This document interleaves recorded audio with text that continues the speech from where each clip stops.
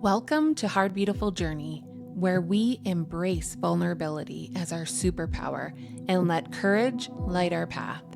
I'm Tiff Carson, here to share heartfelt stories of healing, grief, and resilience. Each week, I'll talk with guests from experts to everyday heroes about their journeys through adversity. Together, we'll uncover the beauty that emerges from life's challenges and how each experience can spark profound growth. Join us on this courageous journey of connection and transformation.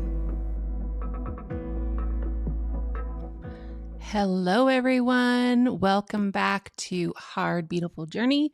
I am your host, Tiff Carson, and today we have an incredible guest joining us. We are going to be meeting Susie Helland. She's an inspiring entrepreneur, boutique owner, and advocate for women in the Okanagan and beyond. As the founder of Build Your Brave Boutique, Susie empowers women to embrace their unique beauty and build self-confidence, creating a platform that fosters body love and self-acceptance. Susie's journey is as impactful as her work. At just 31, she faced the profound loss of becoming a widow, a life chapter that reshaped her path and deepened her mission to help others find their courage. Through her Build Your Brave retreats, she's creating transformative spaces for women to connect, heal, and grow together. In this episode, Susie is going to tell us about her story of resilience, the heart behind her work, and what it truly means to love your story and build bravery. So, let's dive in and meet Susie. Hello, Susie. Hello, Tiff. How are you? Thanks for having me on here. I'm so happy you are here. It took a while to get you here. And Yes. it took until I got my podcast in the evening hours Yes. because you I are am not a not, vampire. no, I am not my best self at 7 a.m. And I've just, come to accept that. I Although the love 5 that. a.m. club sounds fun, it's just not for me. It's not for you. And I love that you recognize that and you were like, no, I got my boundaries. It's called sleep. Yes. So, thank you so much for being here. I'm really, really excited to talk to you because about 6 months ago ish, in April of this year, I attended one of Susie's Build Your Brave retreats myself for the first time. And she's had one since in October, like last month, not even like Yeah. 2, 3 weeks ago, right? Yeah. And now she's going to have another one in April. And I wanted Susie to be on this podcast to talk about her mission and why she wants to do this work. And I can't wait for you guys to hear a couple of the guest speakers that she has for the April event. So excited. So Oh. let's get started with a little bit of your story and how you came to start doing this work. Let's talk about, if you're open to it, talking about when you became a widow. Yeah, for sure. So I was married, my first husband. We got married in 1997. Woo, dating myself. And we had moved to the Okanagan. I was born here, but I grew up in Alberta. So we moved back here. We got married in 1997 and then had our daughter in 1998. We had just celebrated our fifth wedding anniversary and actually go back like the January of 2002. So it was 6 months before our wedding anniversary. He wasn't feeling that great. He was going through, he had like the flu. It was really weird. He wasn't getting better. He was losing weight, which wasn't really too abnormal because the job that he worked at, it was in fiberglass. We didn't really eat a lot because everything smelled like fiberglass. Um, Mm-hmm. so we didn't really think anything of it, but we did go to the doctor finally because it wasn't going away. He was losing some weight, and they discovered that he had a bacterial infection on his heart called endocarditis. And so he had to have 6 weeks of intense antibiotics. Like he called it his little buddy. He had to come home with the little pole and the bag of antibiotics. Yeah. And so he did that for about 6 weeks, and no one told us it could come back. No one told us that basically his heart valve was, he was eventually going to need heart valve replacement because this bacteria had been on his heart valve, but no one told us the piece could break off, like all of these things. And Yeah. this was like before Google. So otherwise I would have been Googling the crap out of that. Yes, So no yeah, kidding. so we just celebrated our 5th wedding anniversary, and we were in our boat. We had like this, we called it the disco boat. It was like, it had glitter on it, like whatever. It was ridiculous. But it got us in the lake. And I remember him, he wasn't very mushy. Like he Mhm. wasn't like a mushy, like lovey guy. And he said to me, if anything ever happened to me, I would want you to find somebody else because I don't want you and Taylor to be by yourselves. And I was like, that is so random. Why are you saying that? And he's Mhm. like, no, just like, I just want you to know that. And I was like, that's so weird. Like, we're not talking about this. And Mhm. literally, and then he started feeling like he had the flu again a couple weeks later, which we Mhm. never thought anything of it because, you know, and we Mhm. never knew that this could come back. And yeah, he ended up, we were talking in the driveway one day. He was painting the house, and all of a sudden he couldn't talk. He limped to the back door and said, call the ambulance. And I feel like when a man says, call the ambulance, you're like, okay, something's not right. Yeah. Um, he had had a mini stroke. The Oh my goodness. doctors tested him like for a stroke and gave him blood thinners because that's what you do, I guess, when you have a stroke. But they didn't ever test him to see if his endocarditis came back.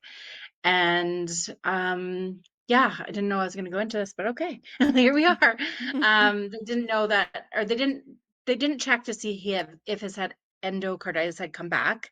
Mhm. And knowing now, if you have endocarditis, you shouldn't be given blood thinners because it causes aneurysms and then death. So that's what happened to him. It was horrible.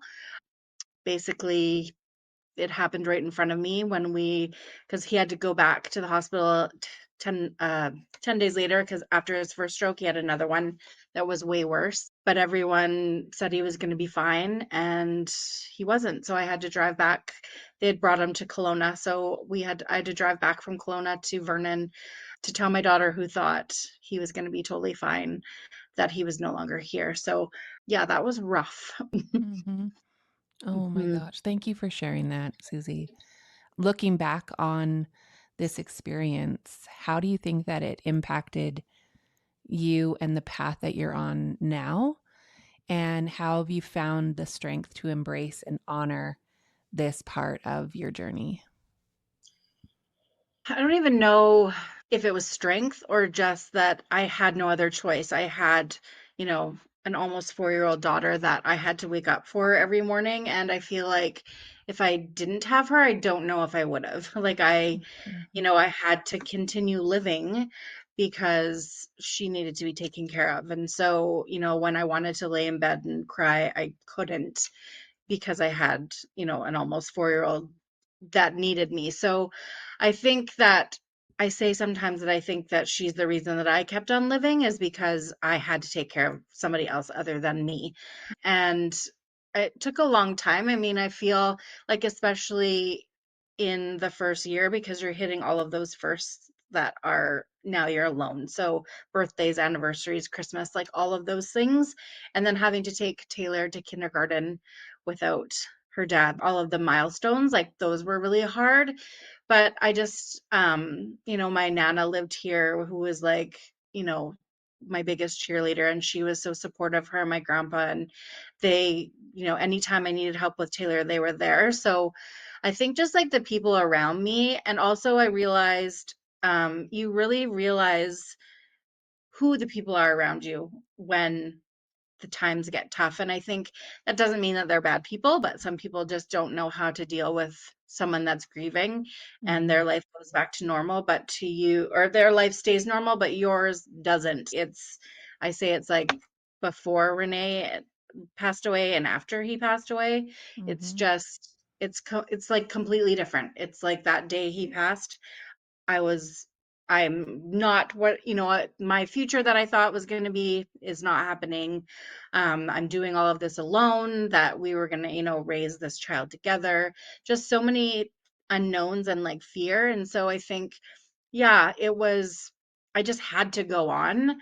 Mhm. But yeah, it was definitely hard. And back then, I never read a personal growth book ever. Like I was, in that negative mindset. I grew up thinking that I was going to grow up to be, I wasn't worthy and deserving of love and success. And so I kept seeing the evidence that that was true.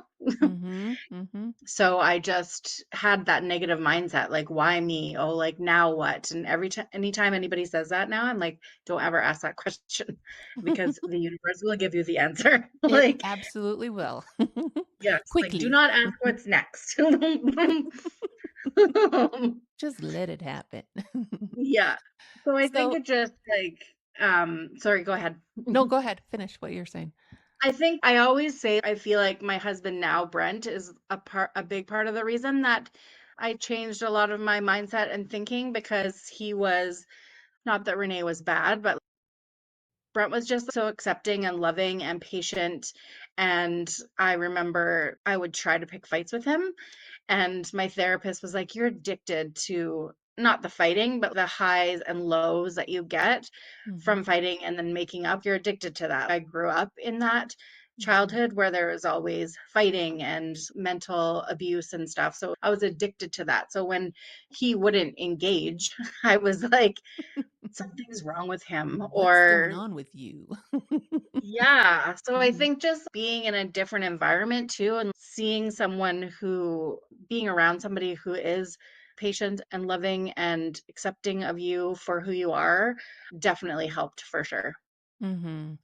And I gotta say, shout out to him because he's one of the best dancers I've ever seen. And according to your stories, the best fall asleeper Yeah. at Oh, yeah.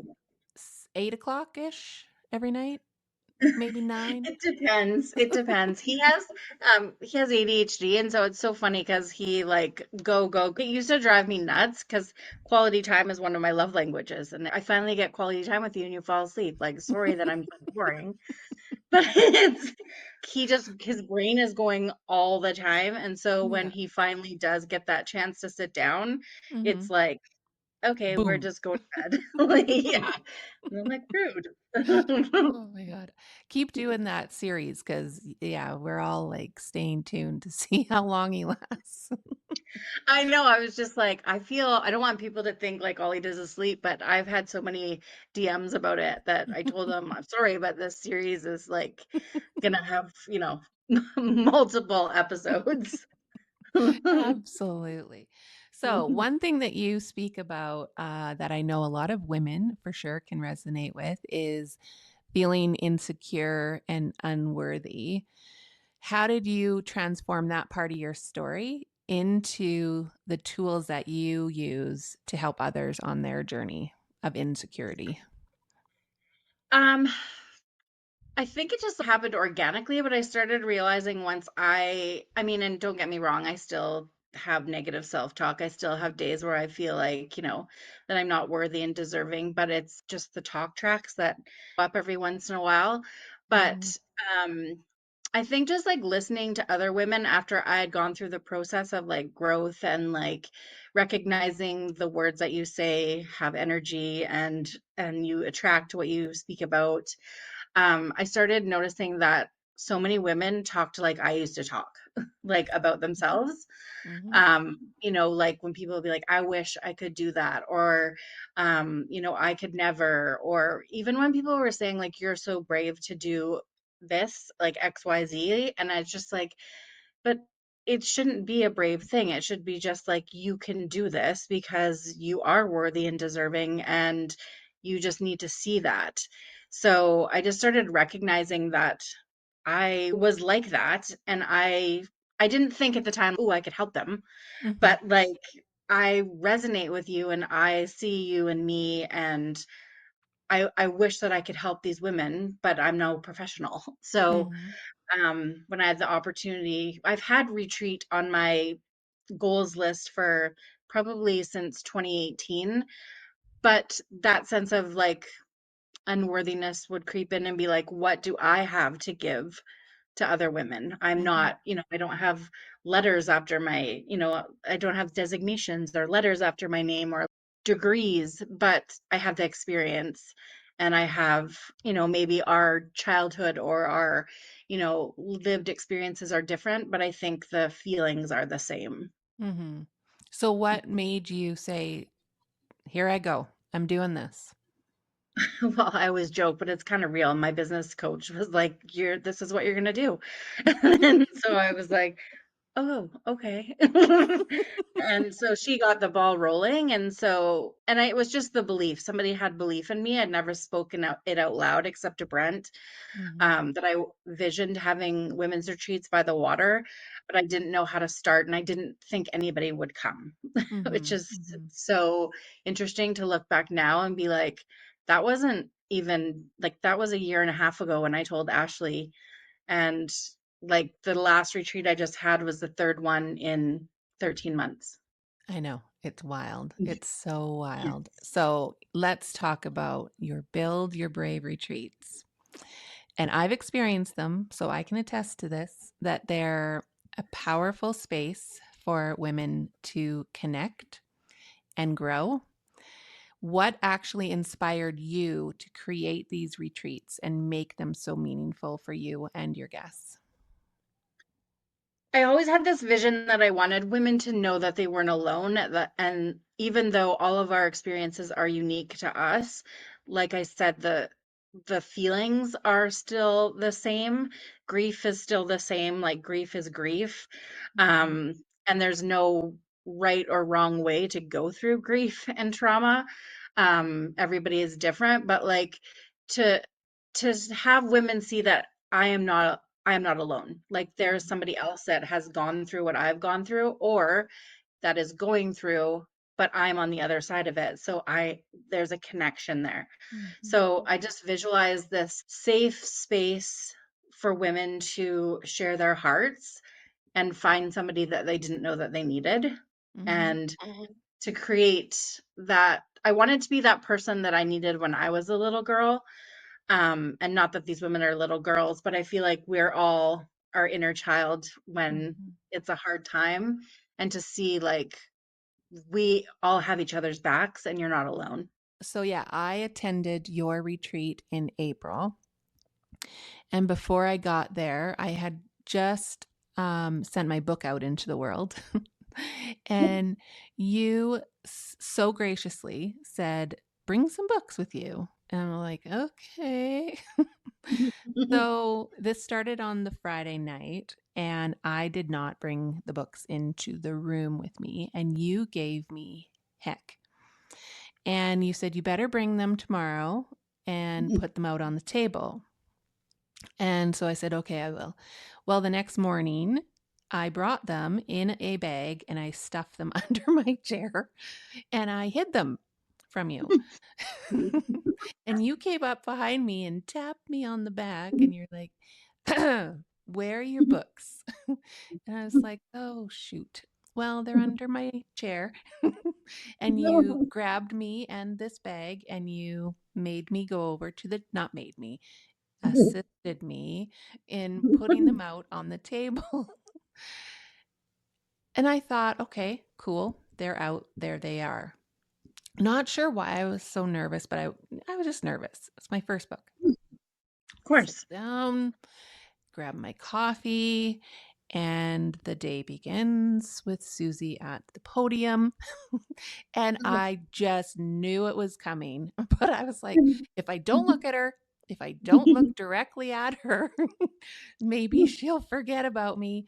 And then she started talking. I'm like, okay, here it comes. Here it comes. And what did you do, Susie? I like to call that the drop kick. I invited you up to Mhm. come share a little bit about your book and why you wrote it. Yes. And I feel like we don't, as women, we aren't our own cheerleaders, and we don't see the amazingness and the gifts that we have. but other women do. And you wrote a freaking book, and we needed to scream that out because there was Yeah. people in that room that it helped. So let's talk about that because by you doing what you did and showing me that I could be brave enough to get up in front of all of these women that I knew a couple of them. But other than that, I came alone. I went alone. Which is brave in itself. Yeah. And to share part of the story of the book and that it was about my brother who passed away of a fentanyl overdose. That is how I got connected with Paulette. Yeah. And that is like a lifelong connection now for me. And that's what I believe is the huge purpose for your retreats is that connection with that one person even that is going through a similar journey to you to give you comfort, to give you hope, to just to be a source of connection for you. And you may not have the same journey as me and Paulette did, but maybe somebody at your table has one with you, and that's who you were meant to see and be around in that Yeah. space. Is that how you feel? Yeah, that was the magic. That was like the second retreat, and that was the magic that I saw that was truly forming. Like connections formed at my first one, but to see people sharing raw, vulnerable stories that maybe some hadn't even like said it out loud. Mhm, Paulette was in the throes of it, and mhm, like I had met her before, but had no idea, like no idea.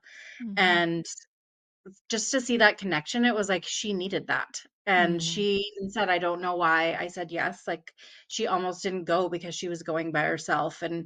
And just to see like what that did for her and for you, mhm, that's what I envision women connecting, like connecting, not small talk, not who the weather out there is warm today. We are starting the conversation off deep and sharing and vulnerable. And mhm, that's all I could have ever imagined and wished for.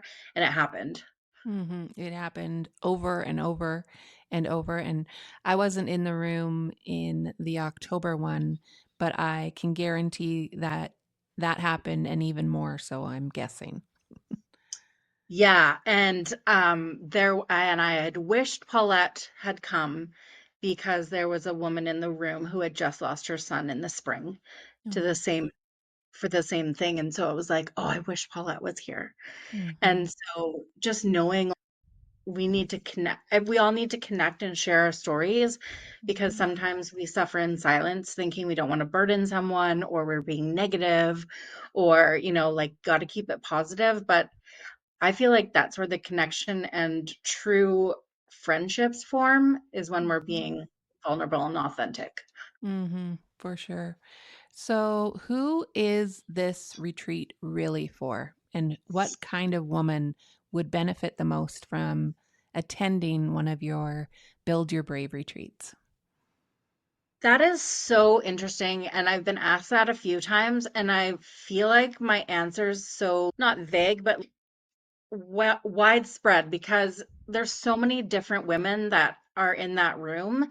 Um, there's business women in that room that think that they have nothing that's holding them back. There's stay-at-home moms. There's moms whose kids have moved out and they're finding that what am I going to do with myself because my purpose was raising my children and now they're gone. Um, there's people that have traumas, and I feel like we all have some kind of trauma, whether it's a trauma or something you don't even notice that was a Mhm, trauma. So I think like and our keynote speaker, I know she's going to touch on it, but like the connection and feeling seen and mhm, um I feel like especially during COVID, we lost that true connection, and people are finding their people at these events, and but they're also seeing their worth. Like women, we as women, we don't put ourselves first. We usually put ourselves last. mhm. And so, I mean, there was someone at the last one who had never gone away without her husband or kids. Wow. Yeah. So it's like, I don't think that you have to have a trauma or a struggle that's big. Maybe you like, well, it's not, I never had a bad childhood or I never, had a loss. So I don't know if I'll fit in, but you don't have to have those things. Um, you just, there's something that you're holding on to that it's time to let go. Maybe you were told something that somebody believed about you and you believed it, even though it wasn't true. Mhm. Um, just like women who are looking for connection, real authentic connection in a safe, judgment-free place. So, do you think that it would benefit you to go alone or with somebody? You know what? That's a good question. Like, there's a mothers and daughters that came together, Mhm. which I think was incredible. That last one and the one you were at. But then I think the last two, there was so many women that came alone. Mhm. Because then you don't have to I know for me, like, I would always worry about, like, making sure that the other person is having a good time, and I don't wanna leave them by themselves or having that guilt, and you don't have to think about anybody but yourself if you come alone. You don't have Mhm. to wait for someone, like, maybe you have a roommate that's, like, not a morning person, and they sleep in till the last minute, or maybe they're really early and you like to sleep in. You don't have to worry about any of that, you just have to worry Mhm. about yourself. And do you think that you can open up and share a little bit more freely too? And be a bit more vulnerable in this space? I think so. And it's weird because you think like, if I'm with my bestie, like I can totally open up and be vulnerable because my bestie's with me, but I think sometimes we don't. Mhm. So, this is just an encouragement if you are thinking, I can't go to a retreat like this, I don't have anyone to go with. I can tell you from personal experience, I went by myself and I am a pretty quiet person. Right, Susie? You wouldn't believe it, but I can be. And I fared just fine. And it was such a warm and inviting space right from the first session, the first keynote. And I just want everyone to really consider looking into Susie's Build Your Brave retreat. So, before we get into the keynote speaker that you have, what gave you the idea to go this big with this person? Ugh, you know,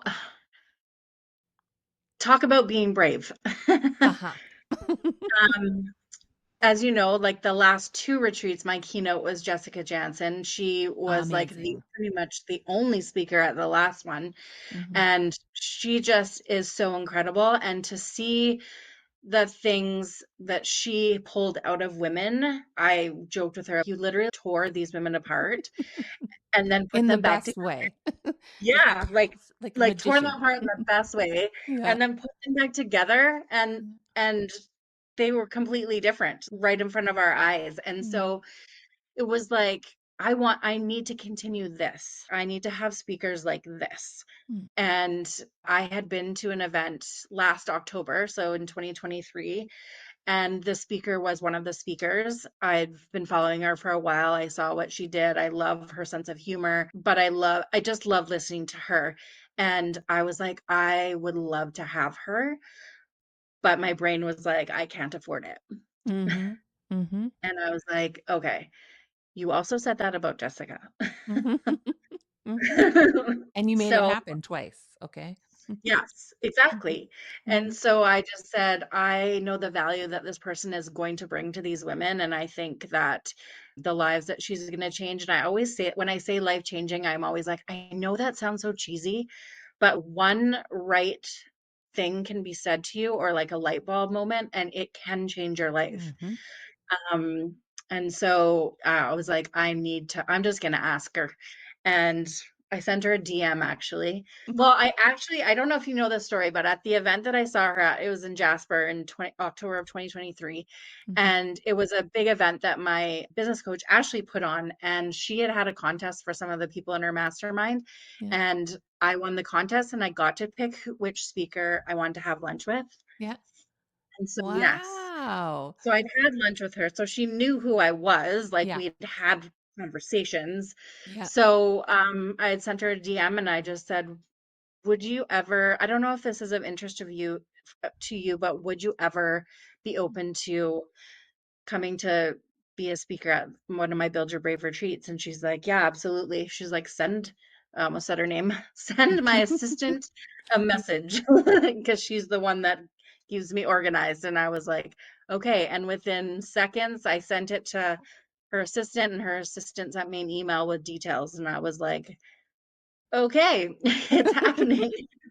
Okay, let's stop delaying this because you almost said it a couple times. Yeah. Who is your main keynote speaker in April 2025? I am so excited. Like I have butterflies. It is Dr. Jody Carrington. It's so exciting. I had Jody on my podcast Oh, 3 seasons ago. Yeah. I didn't know And that.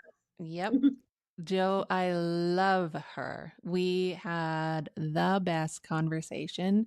So when you told me, I was just like, oh, yeah, this is going to be really good. And who is your other main speaker? I'm so excited about this one too. So I actually have 4 speakers and I haven't announced the other 2 yet. So I'm like, it's fun like releasing them every little bit to keep Yeah, people excited. So my one of my guest speakers is Brianne Allery. I She is love her. Oh, we've become pretty good friends in the last 2 or 3 years. She is a gem. I've spent time with her multiple times. She is like who she is online in person. She's just an amazing human and she's going to bring so much fun, but she's going to share her story of mental health, Mm-hmm. postpartum depression and she's going to share about being authentic Mm-hmm. and I'm just so excited for what she's bringing to this retreat because, yeah, she's just an amazing human. I am so freaking proud of you, Miss Mm. Susie Helland. That is Thank so brave of you to do these retreats and to reach out to somebody like Dr. Jody Carrington, who is killing it right now, very busy all over the place. And you have her coming to your retreat to inspire many women now. So you you. said that you're about 72% sold out right now. 74 now. 74. Okay, Yeah. people. So I'm hoping that after this podcast, Susie's at 100% sold out. Okay. So what I'm going to do is I'm going to bring this up on the screen here. So when you want to go and book your retreat, you can check out Susie here at Instagram is at susie.helland or on her website, which is susiehelland.com. So I always end my shows with asking my guests what they are grateful for today. And I would love to know what you are grateful for today. You know what? I am grateful for a lot of things, but I have to say, like today and a lot of days, I'm really grateful for Brent, my husband. He has never made me feel less than about these retreats. Like when I say, okay, I'm going to do it on this weekend, he's like, okay, what do you need? Like, never makes me feel bad. Is always like, okay, yeah, let's book it. Like, do it. And, and you've seen him at the retreat. Um, doing He's doing all the stuff amazing. I need, making sure that the microphone works and like, Yeah. all of that stuff. And so, yeah, I'm definitely grateful for him and his support. Mm-hmm. Let's sorry, but we haven't even spoken about where the retreat Mm. is located. So this will definitely make it go to the 100% because I am obsessed with this spot. So where is it held? Was that the first time you've been there? First ever. Oh, it is in Soyuz, BC. It is my happy place on earth. It got me through COVID.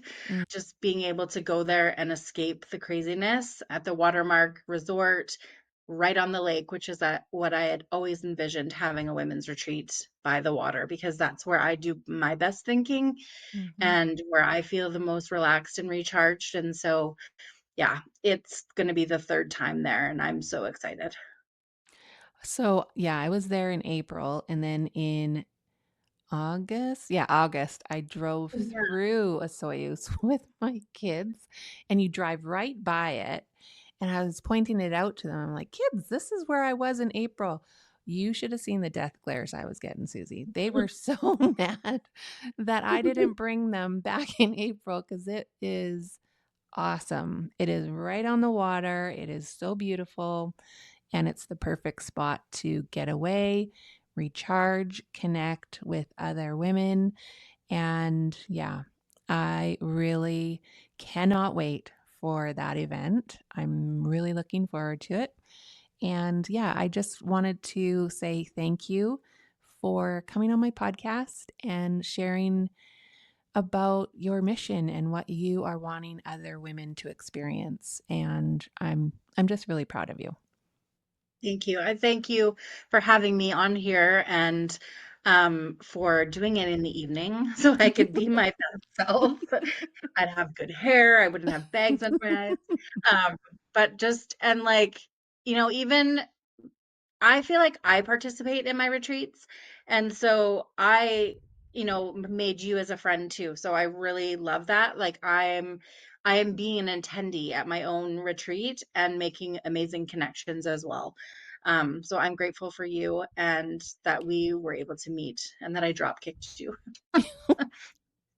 You drop kicked me so hard and I'm so grateful. That is what I'm grateful for today, Susie, is you drop kicking me because before that drop kick, I had already been asked to do those keynotes that I did, but I hadn't started writing them yet and I had it in the back of my mind like, can I actually do this?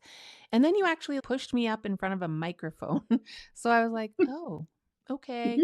And then when I got home, you drop kicked me again and you asked me if I had started writing my keynotes. So you just kept giving me drop kicks after. So anyway, look what I did. I did my keynotes and I know it's part of you inspiring me to get up and actually be brave to do that thing that I've always wanted to do, but I was scared poopless to do it. So thank you.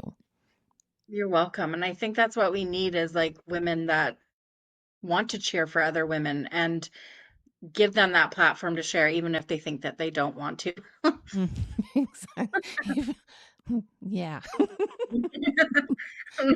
Because I am Oh, that same person. Like people like think when I say I'm shy, people look at me like, no, you're not. But I am. I actually am. And like when women are coming to my retreats by themselves, I'm like, that is brave because I don't know if I could. mm-hmm. Yeah, I know. And it's just, it's something that I can't explain other than like there was many women that were terrified. I think they were not terrified, but nervous to walk into that Yeah. room. And at the end, they were just like, it was the best decision that I made. So, Yeah. Oh my gosh. And there was one woman and she is they were all amazing, but she was one of the ones that shared with Jess. mhm, And to see her transformation from last April to this just recent one in October, completely different human, mhm, completely different. And like I'm like, I have to just keep going. Like that's the mhm, evidence when you start thinking like, why am I doing this? Like, can I do this? Like Jess says, look mhm. for the evidence. Look for the evidence of why you should and why you are meant to be doing this. So Yeah. you're meant to be doing this, Susie. Keep going. Thank you. Thank you. Cannot wait to see you in April. I know. I can't wait to see you too. So everyone go check out Susie. All right. Thank you, Susie. Thank you, Tiff. Thanks for being here for this episode of Hard Beautiful Journey. I hope today's episode inspired you to embrace your own vulnerabilities and recognize the strength within you. Remember, every story of resilience adds to the beauty of our shared journey. If you enjoyed this episode, please like, subscribe, and leave a review. Your support helps me spread hope and healing to even more listeners. Until next time, keep shining your light and embracing the beauty in your journey. Bye-bye.